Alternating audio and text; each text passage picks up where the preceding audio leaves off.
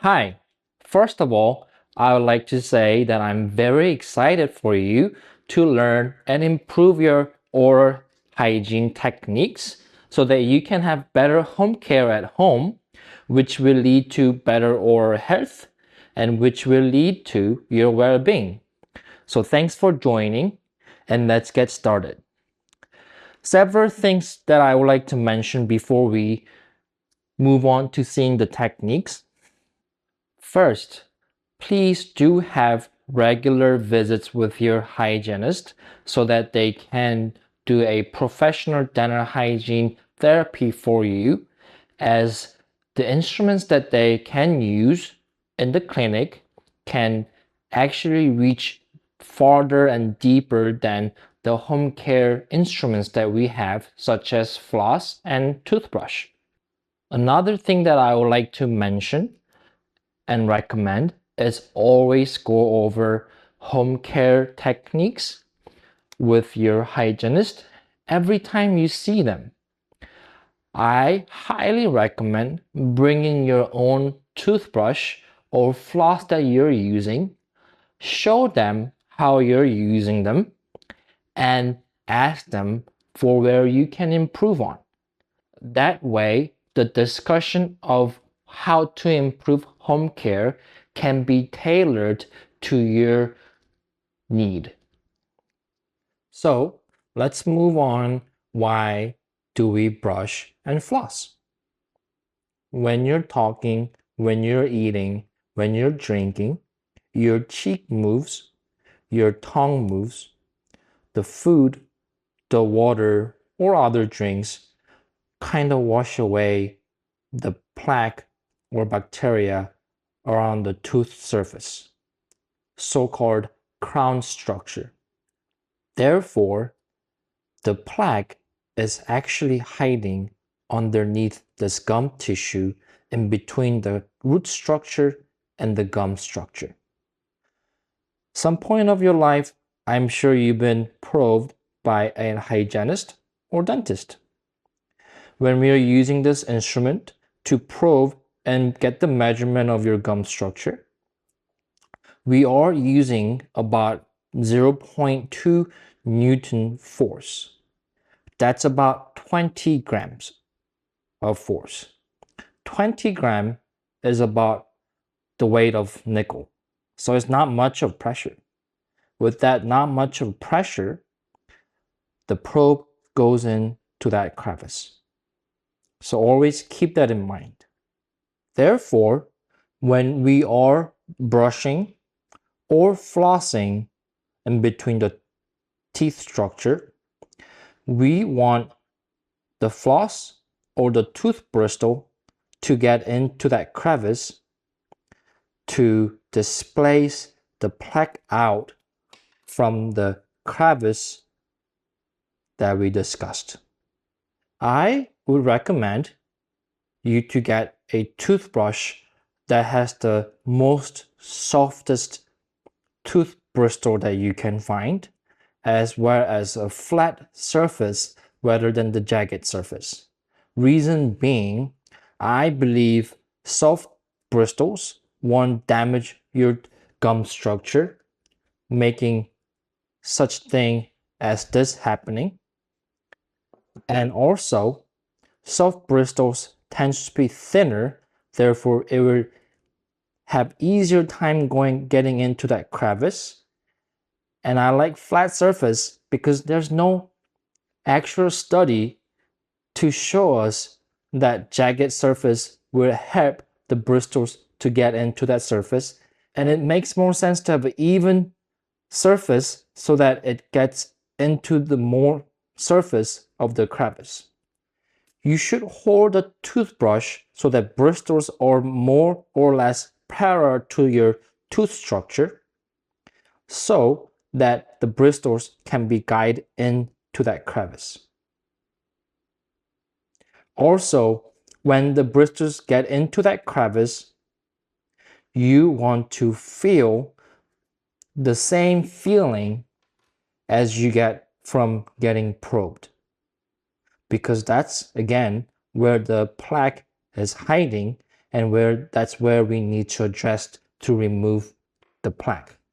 Remember, it's more of the displacement of the plaque in that crevice rather than brushing or scrubbing away that plaque, because they're very passively attached to the root surface, so you don't need much force. Again, we talked about the nickel weight. Another tip that I have for you, as we discuss about the force that we need to use, I don't want you to hold the brush in your fist, because if you do that, you can put a lot of force in it. What I want you to practice from now on is holding the toothbrush with tip of your finger, so you can be more gentle with the pressure, and this way you can be more delicate and detail oriented while you're brushing. Going back to brushing technique, guide the tooth bristles to get into that crevice, right? You only need that gentle motion.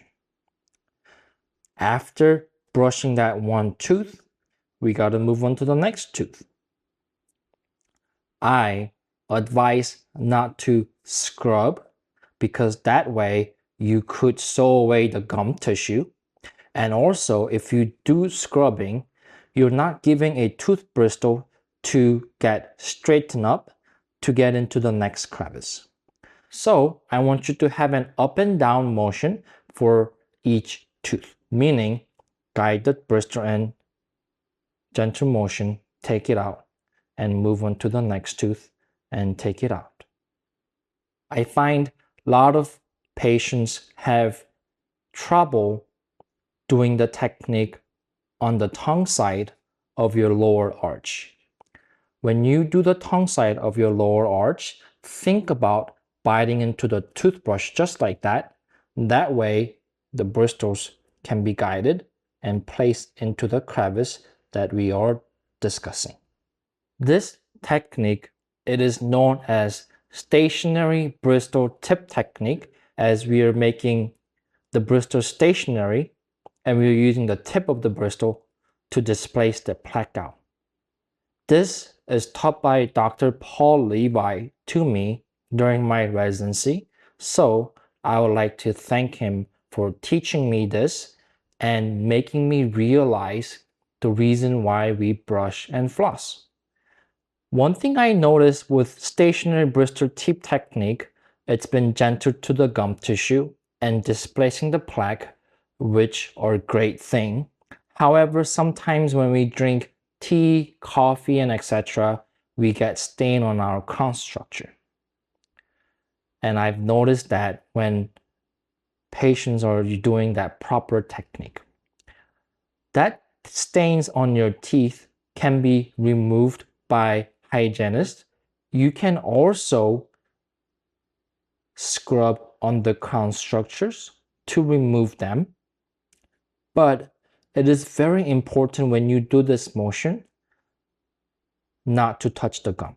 So in the beginning, I will recommend keeping the stationary bristle technique until you get used to it. To review, make sure to have bristle parallel to the root structure so you can guide in the bristle into that crevice. Second thing, we don't need much force, so make sure you're using your tip of your fingers. So the question becomes, then what's the difference between the electric toothbrush and the manual toothbrush? Well, I would say manual toothbrush, you have to guide it in and have gentle motion and taking it out. With the electric toothbrush, you guide it in and you don't have to do any kind of gentle motion because the electric head is already doing it for you.